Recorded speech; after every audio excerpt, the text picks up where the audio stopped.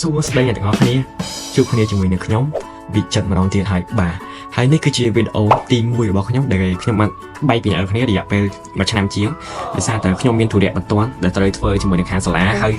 ខ្ញុំត្រូវ focus ទៅលើខាងរៀនត្រូវបដោតសំខាន់ទៅលើការប្រកួតដូចជាអ្នកទាំងអស់បានដឹងហើយដែលខ្ញុំបានចូលរួមប្រកួតទៅលើការប្រកួត Robotcon នៅក្នុងឆ្នាំ2024គឺឆ្នាំមុនហ្នឹងប៉ុន្តែឆ្នាំនេះគឺខ្ញុំបានចូលទៀតទេដោយសារតែ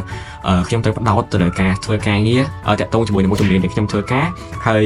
ខ្ញុំត្រូវបដោតទៅលើការសិក្សារបស់ខ្ញុំអញ្ចឹងឥឡូវនេះគឺខ្ញុំមានពេលដែលអាចបដោតទៅលើការរៀនជាមួយនឹងការធ្វើវីដេអូខ្ញុំផងដែរហើយចំពោះការដែលខ្ញុំមកធ្វើវីដេអូថ្ងៃនេះគឺខ្ញុំចង់បង្ហាញអ្នកទាំងអស់ថាគឺខ្ញុំនឹង comeback ឬក៏ខ្ញុំនឹងចាប់ផ្ដើមបន្តទៀតទៅលើការធ្វើវីដេអូរបស់ខ្ញុំ Yes អញ្ចឹងអានេះគឺជាដំណឹងមួយហើយដំណឹងមួយទៀតគឺខ្ញុំនឹងប្រាប់អ្នកទាំងអស់គ្នាអាចថាក្នុងខែក្រោយក្នុងចុងខែដោយសារតែខ្ញុំអត់ទាន់អាចប្រាប់អ្នកទាំងអស់គ្នាឥឡូវទេដោយសារតែអានេះគឺជាដំណឹងដែលថាអាចថាជា surprise ដែលខ្ញុំចង់ឲ្យអ្នកទាំងអស់គ្នាភ្ញាក់ផ្អើលហើយចំពោះ channel មួយនេះខ្ញុំចង់ប្រាប់ថាមានរឿងតាក់ច្រើនតាក់ទងជាមួយនឹងការរៀនគឺផ្ដោតសំខាន់តាក់ទងនឹងការរៀនខ្ញុំនឹងអាច content ច្រើនទៀតដូចជា entertainment ទៅលើការដើរលេងឬក៏ការចែកម្លែកបទពិសោធន៍ពីអ្នកថាគាត់មានជំនាញមិនថាទៅលើ IT ឬក៏ជំនាញផ្សេងៗគឺខ្ញុំនឹងរួមបញ្ចូលនៅក្នុង channel នេះហើយខ្ញុំនឹងបែងចែកវាទៅជាផ្នែកតូចៗដូចជា category ខ្ញុំសង្ឃឹមថាអ្នកទាំងអស់គ្នានឹងចូលរួមជាចំណែកមួយដែលអាចធ្វើឲ្យ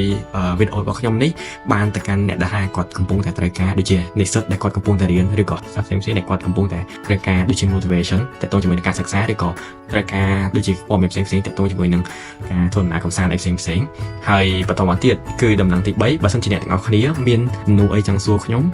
អាចថាធ្វើទៅលើវីដេអូ Q&A មួយដែលឆ្លើយចំនួនអ្នកទាំងអស់គ្នាទាំងអស់ដែលអ្នកទាំងអស់គ្នាអាចថាចង់សួរមកកាន់ខ្ញុំហេតុអីបានខ្ញុំបានទៅណាឬក៏ខ្ញុំបានជួបលើ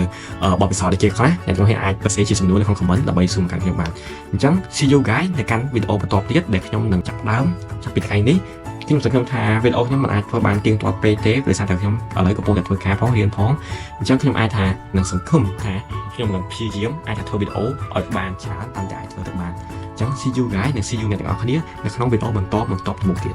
បាយបាយ